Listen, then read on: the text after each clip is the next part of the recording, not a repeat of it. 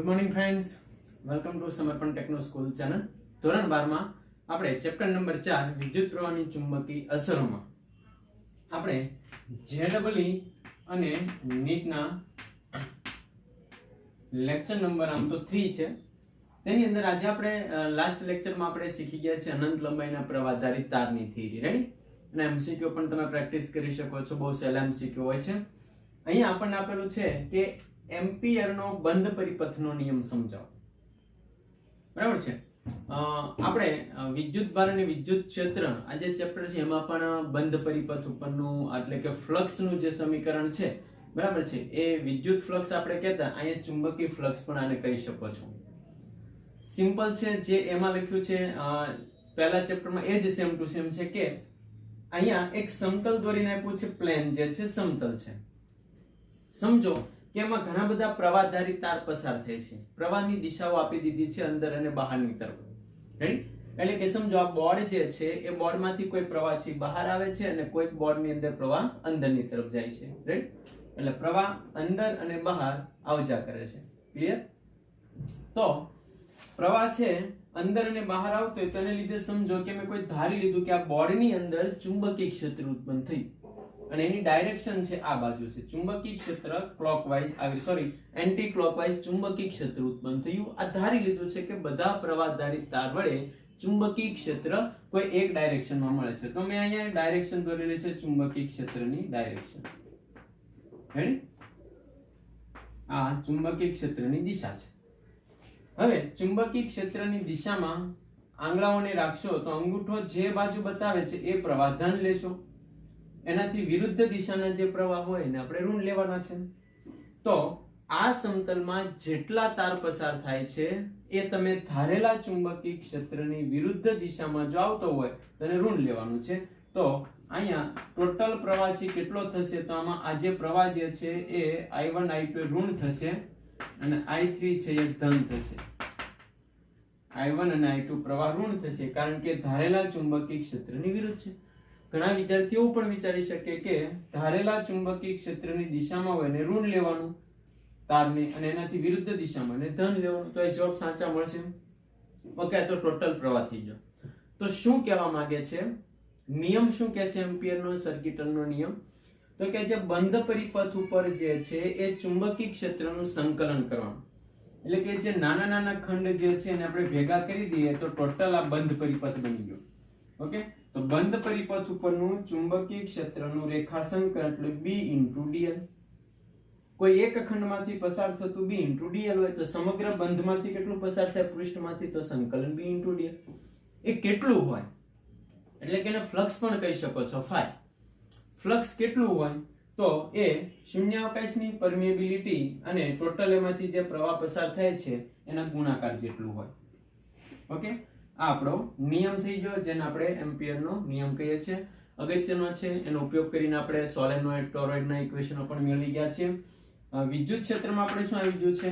સંકલન E * dA is equal to, ત્યાં આપણે આવી ગયું છે ટોટલ પ્રવાહ, ટોટલ વિદ્યુતભાર છેદમાં એપ્સિલોન 0. આ વિદ્યુત ફ્લક્સ હતું, આ ચુંબકીય ફ્લક્સ કહી શકો છો. બંનેમાં ખાસ એવો ડિફરન્સ બહુ જાજો નથી. આ વિદ્યુતભાર આવે, અહીંયા ટોટલ પ્રવાહ આવે છે. રાઈટ? તો આ ટોપિક છે વ્યવસ્થિત જોઈ લેશો. નીચે ડિસ્ક્રિપ્શનમાં તમને લિંક આપી છે, એમાંથી PDF ડાઉનલોડ કરી શકો છો. ચાલો, ત્યારબાદનો આપણો ટોપિક બહુ સહેલો છે કે ચુંબકીય ક્ષેત્ર રેખાઓની લાક્ષણિકતા.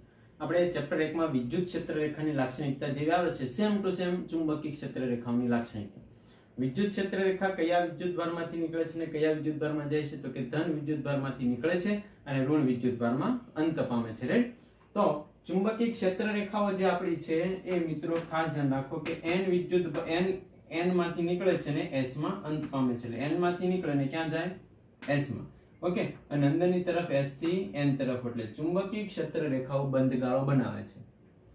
કોઈ પણ બિંદુ પાસે ચુંબકીય ક્ષેત્રની દિશા શોધવી હોય તો અહીંયા ચુંબકીય સોય મૂકો. સમજો કે અહીં ચુંબકીય સોય તમે મૂકી તો ચુંબકીય સોયના સ્પર્શકની દિશામાં, એટલે જે બાજુ ચુંબકીય સોય ડાયરેક્શન બતાવે એ બાજુ ચુંબકીય ક્ષેત્ર રેખાની દિશા હોય છે. અહીંયા તમને પૂછવું હોય તો સોય આ બાજુ ડાયરેક્શન બતાવશે, અહીંયા સ્પર્શક આ બાજુ બને. તો જે બાજુ તમે સોય મૂકશો એ બાજુ એની ડાયરેક્શન બતાવે છે. રાઈટ? અને બીજું પણ ખ્યાલ છે કે બે ચુંબકીય ક્ષેત્ર રેખાઓ એકબીજાને ક્યારેય ક્રોસ કરે નહીં, એટલે એકબીજાને છેદતી નથી. જો બે ચુંબકીય ક્ષેત્ર રેખાઓ એકબીજાને છેદે તો એક બિંદુ પાસે બે ડાયરેક્શન બતાવે ચુંબકીય ક્ષેત્ર રેખાઓની, જે શક્ય નથી. એટલે બે ચુંબકીય ક્ષેત્ર રેખાઓ જે છે એ એકબીજાને ક્યારેય ક્રોસ ન કરે. અહીંયા ક્રોસ કરે તો એક આ ડાયરેક્શન થાય અને આ ડાયરેક્શન, જે શક્ય નથી. રેડી? આ પણ આપણને બહુ સિમ્પલ ટોપિક છે એટલે આપણે આગળ જઈએ છીએ.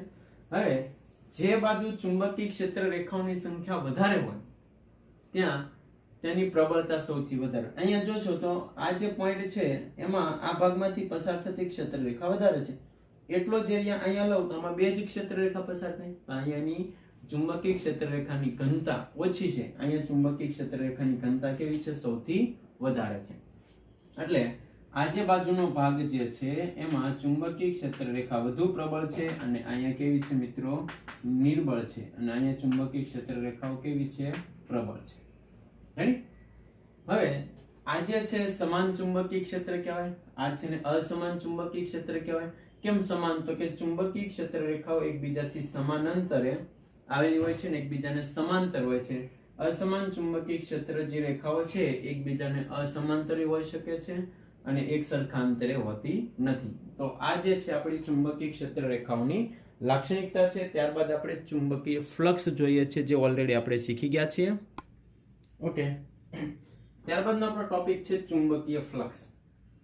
એનસીઈઆરટી અભ્યાસક્રમમાં આવી જશે એટલે ખ્યાલ પડી જશે ચુંબકીય ફ્લક્સ કોને કહીએ છીએ. બહુ સહેલો ટોપિક છે. સમજો કે આ ડાયરેક્શનમાં ચુંબકીય ક્ષેત્ર રેખાઓ પસાર થાય છે. તમે જોઈ રહ્યા છો તો આ ડાયરેક્શનમાં ચુંબકીય ક્ષેત્ર રેખાઓ આવી રીતે પસાર થાય છે. રેડી? આ બાજુથી નીકળે છે અને સામેની તરફ જાય છે, એટલે n માંથી નીકળે ને s તરફ ચુંબકીય ક્ષેત્ર રેખાઓ દર્શાવેલી છે. તેની અંદર આપણે એક જ સમતલ મૂકીએ જેનો એરિયા આપેલો હોય. તો સમજો કે આ એરિયા વાળી વસ્તુ છે ને મેં મૂકેલી છે. આપણને ખ્યાલ છે કે કોઈ પણ સપાટીનો એરિયા જે છે સદિશ હોય છે, જેની ડાયરેક્શન છે સપાટીની બહારની તરફ હોય છે. ઓકે, તો આ જે સપાટી જે છે એ ચુંબકીય ક્ષેત્ર રેખા, આ હાથ છે સમજો ચુંબકીય ક્ષેત્ર રેખા છે, તો હાથ છે એ ચુંબકીય ક્ષેત્ર રેખા થાય. આ સપાટી જે છે એ એને લંબ છે, પણ એનો એરિયા જે છે એ આ જ ડાયરેક્શનમાં છે જે બાજુ ચુંબકીય ક્ષેત્ર રેખા છે.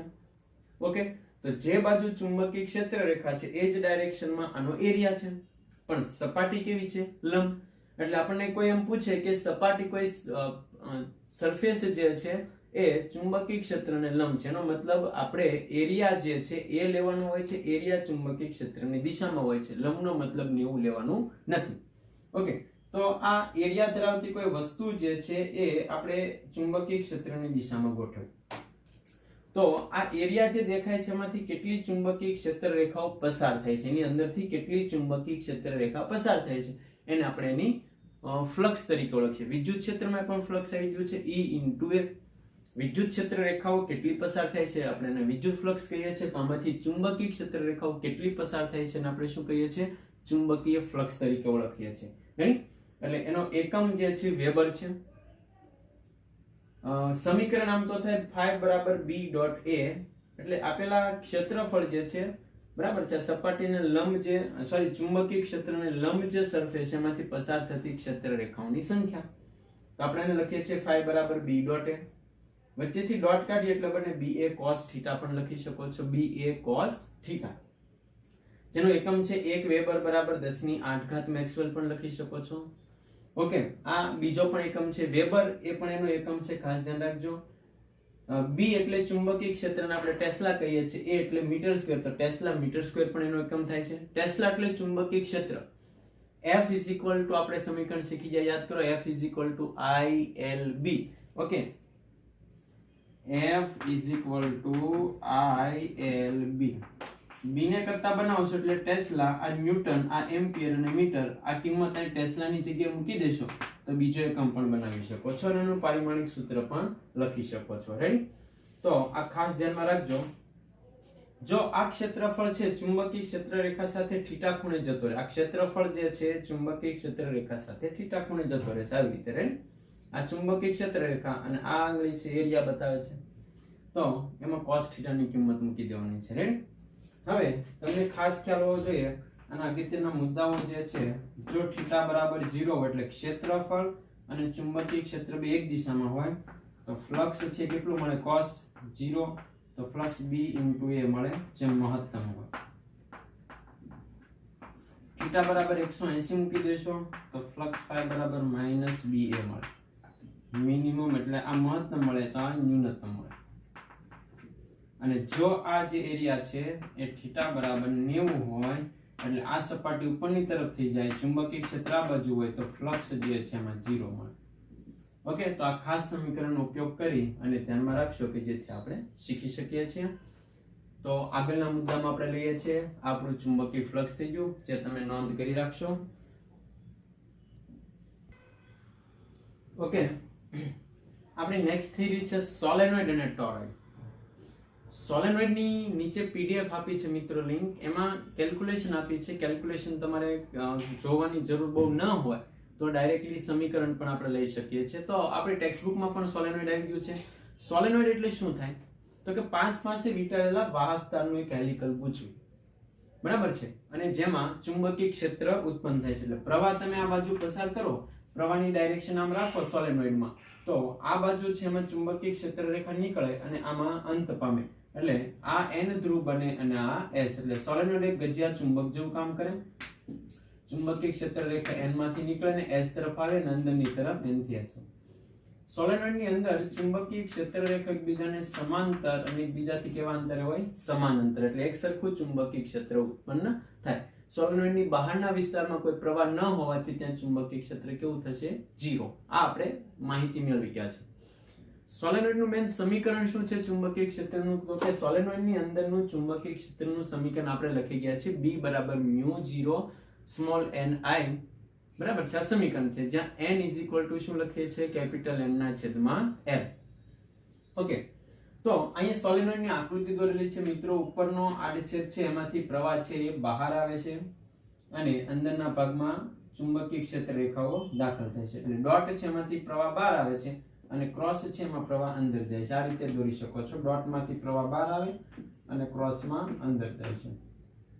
ઓકે, હવે સોલેનોઇડ એક આ છેડો છે અને સોલેનોઇડ એક આ છેડો છે. ત્યાંથી કેન્દ્ર અક્ષ ઉપર જોઈન્ટ કરી દઈએ તો θ1 ખૂણો બને છે અને આને હું જોઈન્ટ કરી દઉં તો θ2 ખૂણો બનાવે છે. તો અહીંયાથી ટોટલ અહીંયા સુધીમાં કેટલું ચુંબકીય ક્ષેત્ર હોય એની કેલ્ક્યુલેશન મેં નીચે પીડીએફ માં આપેલી છે, બરાબર છે. જે કેલ્ક્યુલેશન ખાસ જોવાની આપણે જરૂર નથી. મેન આપણું સમીકરણ કઈ રીતે તાર્યું છે એ મેં નીચે લખેલું છે. ઓકે, તો સમીકરણ આપણું મેન જે છે આ આકૃતિ તમને દેખાય છે એમાં મેં શું કર્યું છે? ગણતરી કરવા માટે આ કુલ ચુંબકીય ક્ષેત્ર મેળવવા માટે એક નાનો એવો dx ખંડ લઈ લીધો છે. આ ખંડનું ચુંબકીય ક્ષેત્ર મેળવી લીધું. ત્યારબાદ θ1 થી આ છેડો છે θ2 સુધીમાં સંકલન કર્યું. રાઈટ? તો એ જવાબ મને મળે છે B બરાબર μ0 ni છેદમાં 2 કૌંસમાં cos θ1 - cos θ2. આ મને ચુંબકીય ક્ષેત્રનું સમીકરણ મળ્યું. હવે તમને MCQ પૂછે છે તો MCQ માં તમારે કયા ટાઈપનું ઇક્વેશન મૂકીને સોલ્વ કરવાનું છે એ તમને રકમમાં સ્પષ્ટ આપ્યું હોય તો જોતા જ. સોલેનોઇડ ની અંદર અક્ષ ઉપર ચુંબકીય ક્ષેત્ર કેટલું થાય? આકૃતિ દેખાય છે, રેડી? આ સોલેનોઇડ જે છે તો એની અક્ષ ઉપર એટલે કે આ પોઈન્ટ અને આ પોઈન્ટ, આ અક્ષ ઉપરના બિંદુઓ કહેવાય. તો આ ખૂણો છે 0 છે મિત્રો અને θ2 એંગલ જે છે એ અહીંયાથી તમે જુઓ તો 180 છે. રેડી? આ જે પોઈન્ટ છે ત્યાંથી આ ખૂણો જે તમે જુઓ તો અક્ષ ઉપરનો પોઈન્ટ 0 છે ને ત્યાંથી આ બીજો ખૂણો જે છે 180 ઉપર છે. તો સોલેનોઇડ ની અંદરનું ચુંબકીય ક્ષેત્ર તમે મેળવો તો cos θ1 0 - cos θ2 180. cos 0 ની કિંમત 1 - cos 180 ની કિંમત -1. તો આ 1 થઈ જશે, આ માઈનસ, આ -1 થઈ જાય, +1 એટલે 2 થઈ જાય. 2 ઉડી જશે. તો B બરાબર μ0 ni જે આપણી થિયરી ગઈ છે. n કેપિટલ L ના છેદમાં L. રેડી? આપણું NCERT બુકમાં આવી ગયેલું સમીકરણ તમને પૂછે તો. બીજું, સોલેનોઇડના અંત્ય બિંદુઓ. અંત્ય એટલે જે છેડાના પોઈન્ટ આપેલા છે એ બિંદુ પર કેટલું હોય. સમજો કે આ સોલેનોઇડ જે છે અંત્ય બિંદુ પર, આ સોલેનોઇડ છે, રેડી? તો સોલેનોઇડ નું અંત્ય બિંદુ એટલે એક આ પોઈન્ટ થશે અને બીજો અંત્ય બિંદુ આમાં દૂર જતા એક આ પોઈન્ટ થશે. આ પોઈન્ટ છે એ અક્ષ સાથે 90 ના ખૂણે ગોઠવાયેલું છે અને આ પોઈન્ટ જે છે એ અક્ષ સાથે 180 ના ખૂણે ગોઠવાયેલું છે, અંત્ય બિંદુ. રાઈટ? તો 90 ના ખૂણે અને એક 180 ના ખૂણે આ અંત્ય બિંદુઓ કહેવાય સોલેનોઇડના. 90 ના ખૂણે છે અને આ અક્ષ ઉપર 180 ના ખૂણે છે. તો 90 અને 180 મૂકી દઈએ તો એ કિંમત થશે b બરાબર μ0ni/2, જે આપણને અંત્ય બિંદુઓ પરનું ચુંબકીય ક્ષેત્ર પૂછ્યું છે. રાઈટ? તો આ જે સમીકરણ જે છે એ ખાસ નોંધ કરીને લખી લેજો. એની આ સમીકરણ કઈ રીતે આવે છે આપણે પીડીએફ માં આપેલું છે, જે તમારે બહુ ખાસ એવી જરૂર નથી, પણ જો કોઈને મેળવવું હોય, સમજવું હોય તો એમાં લખીને આપણે આપેલું છે. આ સોલેનોઇડની આકૃતિ છે, એનો આડછેદ દોરેલો છે, અને સોલેનોઇડનો વધારે ટોપિક પણ આપણે ઓલરેડી એનસીઈઆરટી બુકમાંથી શીખી ગયા છે. રાઈટ? ન ખ્યાલ હોય તો એક વખત ફરીથી લેક્ચર જોઈ લેશો, જેથી તમે સોલેનોઇડની થિયરી શીખી શકો છો અને આઈએમપી પણ છે. સોલેનોઇડ ઉપરથી આપણે બનાવીએ છીએ ટોરોઇડ. ટોરોઇડનું મેન સમીકરણ લખી દઈએ, કારણ કે થિયરી આપણે ઓલરેડી શીખી ગયા છીએ અને સમજૂતી ન હોય તો ફરીથી આપણે શીખવાનો પ્રયત્ન કરીએ. ટોરોઇડ એટલે શું થાય?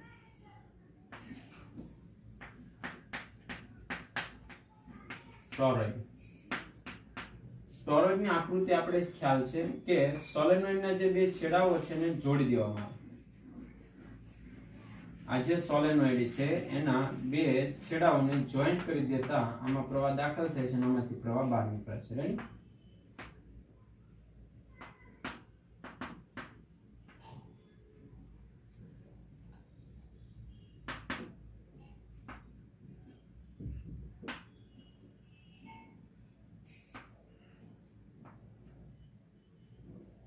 પ્રવાહની ડાયરેક્શન જોઈ લેજો મિત્રો, અને અહીંયાથી પ્રવાહ બહાર નીકળશે. રેડી? આ ટોરોઇડનું કેન્દ્ર છે. સમજો કે આના સેન્ટર ભાગમાં જ્યાં આપણે ચુંબકીય ક્ષેત્ર મેળવવું છે ત્યાં એમ્પિયરનું બંધ પરિપથ ઉપરનું લૂપ લઈએ, જેની ત્રિજ્યા આપણે r છે. તો સોલેનોઇડનો જે અંદરનો ભાગ છે એમાં ચુંબકીય ક્ષેત્ર શૂન્ય થાય અને બહારના ભાગમાં શૂન્ય થાય, કારણ કે બધી જ ચુંબકીય ક્ષેત્ર રેખાઓ જે છે એ આ સોલેનોઇડ એટલે કે ટોરોઇડ જે છે એની અંદરના વિસ્તારમાં જ હોય છે. રાઈટ? આ અંદરના વિસ્તારમાં જ્યાં પ્રવાહધારિત ગૂંચળું ઘેરાયેલું હોય તેની અંદરના વિસ્તારમાં ચુંબકીય ક્ષેત્ર હોય છે, જે આપણે ઓલરેડી શીખી ગયા છે. તો આ ટોરોઇડનું ચુંબકીય ક્ષેત્ર B બરાબર μ0 ni થાય, જ્યાં n એકમ પરિઘમાં રહેલા આંટાની સંખ્યા એટલે 2πr, એકમ પરિઘમાં રહેલા આંટાની સંખ્યા એને આપણે ટોરોઇડ તરીકે ઓળખીએ છીએ. આ એનું સમીકરણ છે. ઓકે, ઘણી વખત બહારની ત્રિજ્યા r1 આપ્યું, અંદરની ત્રિજ્યા r2 આપ્યું હોય તો ટોટલ જે ત્રિજ્યા જે છે આપણે મેળવવી હોય તો r1 r2 ભાગ્યા 2 કરવાનું હોય. ઓકે, આ ટોરોઇડ છે એની બહારની ત્રિજ્યા r1 અને અંદરની ત્રિજ્યા r2 આપી હોય અને આપણે r2 કહીએ અને આને r1 કહીએ તો ટોટલ ત્રિજ્યા આપણે લેવી હોય અહીં મૂકવા માટે તો r r1 r2 ભાગ્યા 2 કરવાનું. એની કિંમત છે આપણા મેન સમીકરણમાં મૂકી દઈએ એટલે આપણું ટોરોઇડનું ચુંબકીય ક્ષેત્ર મળી જશે. બહુ સહેલી થિયરી છે જે આપણે શીખી ગયા છે, એકવાર ફરીથી તમે જોશો. ઓકે, ત્યારબાદની થિયરી આપણે લઈએ છીએ કે ચુંબકીય ક્ષેત્રમાં કોઈ વિદ્યુતભાર ગતિ કરતો હોય તો એના પર કેટલું બળ લાગશે અને એની દિશા કઈ બાજુ, એટલે કે કયા પ્રકારનો ગતિમાર્ગ બનાવતો હોય. આ ટોપિક આપણે પણ શીખી ગયા છે, તો પણ ખૂબ સહેલી રીતે જેડબલઈ નીટમાં ઉપયોગી મુદ્દાઓ હોય એવા આપણે લખવાનો પ્રયત્ન કરીએ કે ચુંબકીય ક્ષેત્રમાં વિદ્યુતભાર ગતિ કરે છે. સમજો કે કોઈ પ્લસ અથવા માઇનસ વિદ્યુતભાર અહીંયાથી ગતિ કરાવે. આ ચુંબકીય ક્ષેત્ર B છે જે બહારની અથવા અંદરની સાઈડ છે ચુંબકીય ક્ષેત્ર. વિદ્યુતભારને ગતિ કરાવશો તો વિદ્યુતભાર જે છે એ વર્તુળાકાર માર્ગે ગતિ કરે છે. કયા માર્ગે ગતિ કરે છે મિત્રો? વર્તુળાકાર માર્ગે. બરાબર છે. તો વિદ્યુતભાર Q જે છે એ v વેગથી પ્લસ ઓર માઇનસ કોઈ પણ વિદ્યુતભાર હોય જેનું દળ m હોય તે આમાં ગતિ કરે છે. કોઈ પણ બિંદુ પાસેનો વેગ જે છે મિત્રો હંમેશા સ્પર્શકની દિશામાં હોય છે અને એનો ગતિ માર્ગ છે એ વર્તુળાકાર હોય છે, જે r ત્રિજ્યાના માર્ગ ઉપર ગતિ કરે છે. ઓકે, અને આપણે શીખી ગયા છે કે ડાબા હાથના ફ્લેમિંગાનો નિયમ, ચુંબકીય ક્ષેત્ર અંદરની તરફ, વેગ v આ બાજુ હોય. રેડી? કોઈ પણ બિંદુ પાસે તો ચુંબકીય ક્ષેત્ર જે છે અંદરની તરફ છે, વેગ v આ બાજુ છે.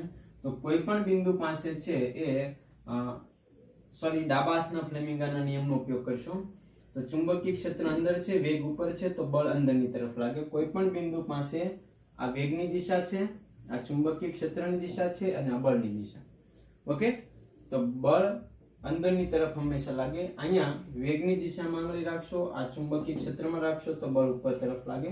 કોઈ પણ બિંદુ પાસે જુઓ તો હંમેશા આ પદાર્થ એટલે કે વિદ્યુત ભારને બળ જે છે એ કેન્દ્રની દિશામાં લાગે.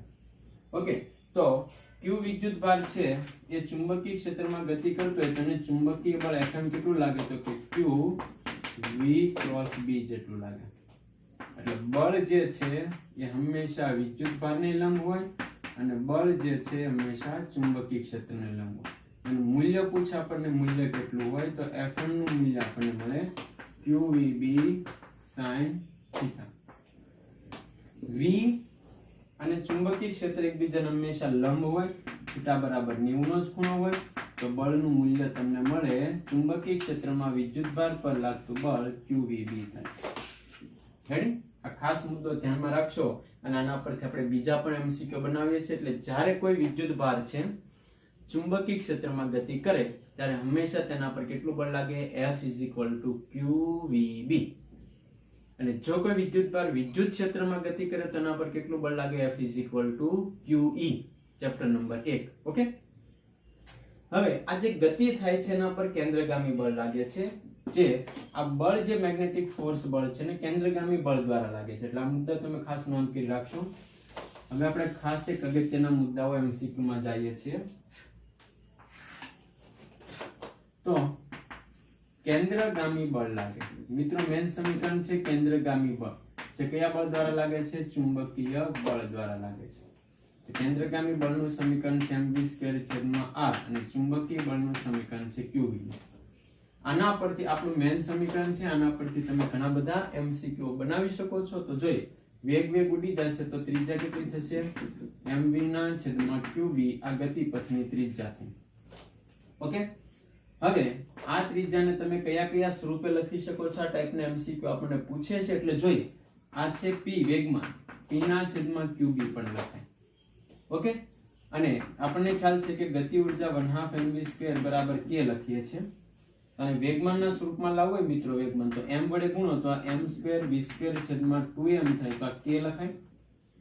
આ થઈ જાય p² યાદ કરો છેદમાં 2m બરાબર k તો p બરાબર √2m કે પણ લખાય. તો અહીંયા બીજું સમીકરણ પૂછે તો લખી શકો છો √2m k છેદમાં 2b. ઓકે, k એટલે ઊર્જા પૂછી છે જે આપણે આગળ કાર્ય ઊર્જા પાવરમાં મેળવી ગયા છીએ. બીજું હજી પણ આને આપણે લખી શકીએ છીએ કોઈ વિદ્યુત ભાર છે એ વિદ્યુત સ્થિતિમાન હેઠળ ગતિ કરતો એટલે એની ઊર્જા છે 1/2 mv². એની સ્થિતિ ઊર્જા સ્વરૂપે મળે qv. q એટલે વિદ્યુત ભાર ને v એટલે વોલ્ટેજ. આને વેગમાનના સ્વરૂપમાં લાવવું હોય તો m વડે ગુણો તો આ થઈ જશે p² / 2m is equal to આને લખાય qv. ઓકે, તો આ ઉપર જશે એટલે અહીંયા જશે 2m qv. આ ઉપર જાય તો વર્ગમૂળ કાઢી નાખીએ તો અહીંયા આપણે જે આ સમીકરણને લખી શકીએ છીએ વર્ગમૂળમાં 2m qv છેદમાં qb. ઓકે, તો r બરાબર આવા કોઈ પણ સ્વરૂપે લખી શકો. MCQ કઈ ટાઈપે પૂછી શકે? કોઈ બે વિદ્યુતભાર ગતિ કરે છે, સમજો પ્રોટોન છે અને ડ્યુટેરિયમ છે. આલ્ફા કણ પણ પૂછે ગતિમાં તો ખાસ ધ્યાન રાખશો દરેકનું દળ ખ્યાલ હોવું જોઈએ. ઓકે, પ્રોટોન એટલે તમને શીખવાડી દઉં છું. પ્રોટોન એટલે કોણ છે મિત્રો? પ્રોટોન એટલે હાઇડ્રોજન. ડ્યુટેરિયમ કોણ છે?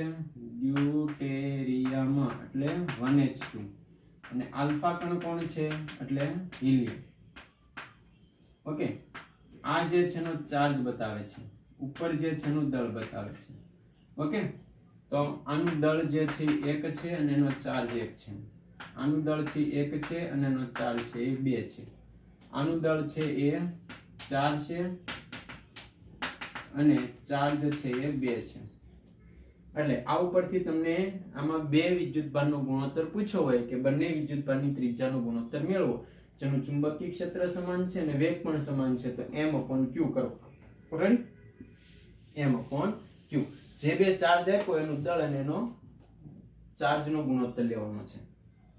એવું કહે છે કે ત્રિજ્યા છે એ કોના પર આધાર રાખે છે તો કે વેગ દળ ઉપર એટલે કે mv વેગમાન લખી શકો છો. રેડી?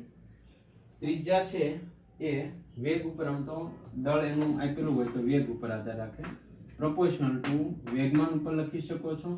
પ્રોપોર્શનલ ટુ રૂટ કે, પ્રોપોર્શનલ ટુ રૂટ આપણે એમાં દર્શાવીએ છીએ વિદ્યુત સ્થિતિમાન v. ઓકે, આ ખાસ ધ્યાન રાખજો. કેટલો ગતિ કરતો હોય ત્યારે કેટલું ક્ષેત્રફળ બનાવે એવો કોઈ ક્વેશ્ચન પૂછે એટલે ક્ષેત્રફળ થાય પાઈ r સ્ક્વેર.